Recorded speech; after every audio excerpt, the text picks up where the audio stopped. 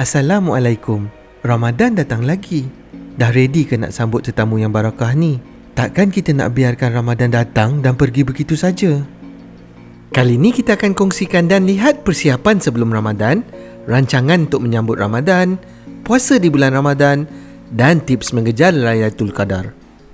Persiapan Ramadan. Jadi apa yang harus kita lakukan agar Ramadan benar-benar menjadi rahmat bagi kita? Jawapannya, warm up. Kita boleh andaikan Ramadan adalah seumpama sebuah marathon. Jadi untuk berjaya, maka kita perlu bersedia untuk menghadapinya. Allah berfirman dalam surah Al-Baqarah ayat 148, "Fastabikul khairat", yang bermaksud, maka berlumba-lumbalah mengerjakan kebaikan. Jika kita tidak bersedia, dikhawatiri kita tidak akan berjaya dalam perlumbaan mengejar sebanyak mungkin kebaikan di bulan Ramadan. Kerana Ramadan tidak mudah. Bukan hanya sekadar berpuasa, tapi kawal diri, kawal nafsu, tarawih, berdoa, berzikir, tahajud dan lain-lainnya. Serta harus dilakukan secara konsisten selama 30 hari berturut-turut sepanjang bulan Ramadan. Jadi, persediaan awal amat penting untuk kita dapatkan Ramadan yang berjaya. Memang tidak ada persediaan yang khusus yang perlu kita lakukan untuk menghadapi Ramadan. Tetapi setidak-tidaknya perlulah kita lakukan persediaan fizikal dan rohani sebelum memasuki Ramadan. Jadi, warm up bagaimana yang boleh kita lakukan sebagai persediaan? Kita boleh warm up dengan ganti puasa yang lepas atau latih dengan perbanyak puasa sunat. Biasakan diri dengan bangun untuk solat tahajud. Perbanyakkan membaca Al-Quran. Juga perbanyakkan infak dan sedekah. Di zaman para sahabat, ada yang bersedia seawal 6 bulan sebelum Ramadan. Jadi kita harus mula setidak-tidaknya pada bulan Rejab, membawa ke Syakban hinggalah ke bulan Ramadan. Selain daripada persediaan, kita lihat juga perancangan bagi menghadapi Ramadan. Perancangan menghadapi Ramadan. Allah berfirman dalam surah Al-Baqarah ayat 197 yang bermaksud, "Bawalah bekal kerana sesungguhnya sebaik-baik bekal adalah takwa." Ini menunjukkan bahawa bekalan atau perancangan itu adalah sangat penting, dan bagi memastikan bekalan kita cukup, rancangan yang rapi juga diperlukan. Antara perkara yang perlu kita rancang adalah rancang untuk memperkukuhkan ilmu menjelang Ramadan. Kita ulang kaji niat puasa, ingat semula syarat wajib puasa, lihat apakah perkara yang membatalkan puasa dan lain-lain lagi. Jangan lupa pelajari doa dan zikir untuk diamalkan. Kalau susah nak ingat, boleh catat dan sediakan untuk dibaca. Sediakan juga target untuk Ramadan. Tuliskan, jadualkan dan laksanakan.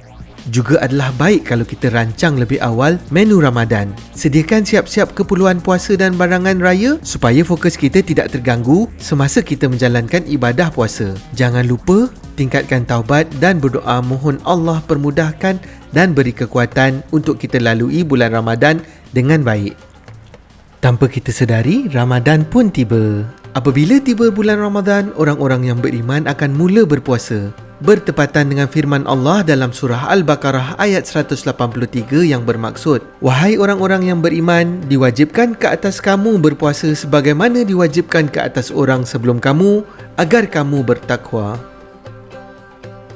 Oleh itu, kita harus berpuasa dengan sebenar-benar definisi puasa. Bukan sekadar tidak makan dan minum sahaja. Kawal diri dan kawal nafsu. Jangan tinggalkan kewajipan yang lain seperti solat dan tunaikan juga zakat.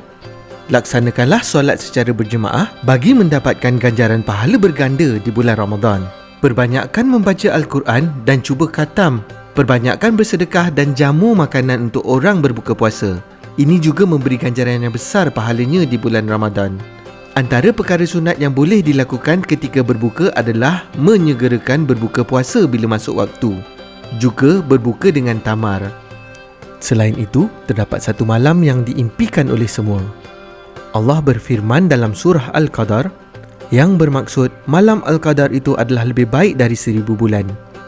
Malam Lailatul Qadar ini adalah malam yang dinantikan. Walau bagaimanapun, malam Lailatul Qadar ini hanya datang sekali sepanjang tahun. Jadi kita harus berusaha untuk menghidupkan malam Ramadan. Semoga kita direzekikan untuk berjumpa dengan malam Lailatul Qadar. Jadi jangan sia-siakan peluang yang ada. Apakah aktiviti yang wajar dilakukan bagi menghidupkan malam Ramadan? Laksanakan solat isyak dan subuh secara berjemaah. Jangan tinggal solat tarawih. Ianya hanya ada pada bulan Ramadan. Ditutup pula dengan solat witir sebelum kita tidur. Sambil-sambil nak tidur tu, baca dulu surah Al-Mulk dan 3 Qul. Pastikan setiap malam kita bersedekah walaupun sedikit. Sekarang dah mudah, boleh sedekah secara online.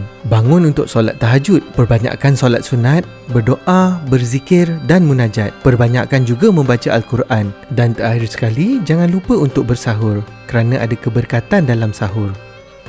Ahlan wa sahlan ya Ramadan. Semoga Allah terima semua amalan kita. Dan semoga kita semua berjaya mendapatkan Ramadan yang paling indah tahun ini.